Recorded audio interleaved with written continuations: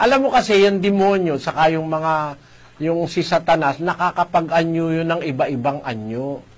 Kung ano yung iniisip mong anyo, pwede niyang gawin yon. Pwede siyang mag-appear na isang baboy, pwede siyang mag-appear na isang aso, pwede siyang mag-appear na palaka, pwede siyang mag-appear na isang ahas. Di ba? Nung kay Eva, nagpakilala siya bilang ahas.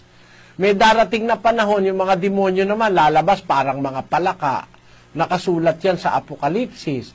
Kaya ang mga demonyo, kung sila'y espiritu, nakakapag-anyo sila ng kung ano-anong anyo. Pwedeng magkaroon ng duwende, kasi nilikhang isip ng tao yung duwende, yung Snow White and the Seven Dwarfs, pwedeng gawin ni Satanas yun, kasi naisip na ng tao.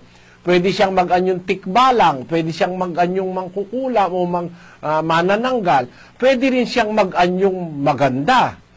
Maraming nagagawa ang kasamaan, kapatid. Nasa Biblia yan. Basahin natin yung 16:13 ng Apokalipsis. At nakita kong lumabas sa bibig ng dragon, at sa bibig ng hayop, at sa bibig ng bulaang propeta, ang tatlong espiritong karumal-dumal na gaya ng mga palaka. Ayun, yung mga karumal-dumal na espiritu ng mga demonyo, parang palaka. O, pakinggan mo sa 14.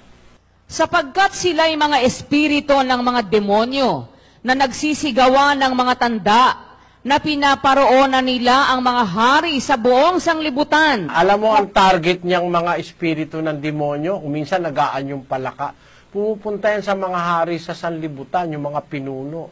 Kaya, huwag ka maniwala na yung talagang duwende, talagang merong ganong nilika. Hindi.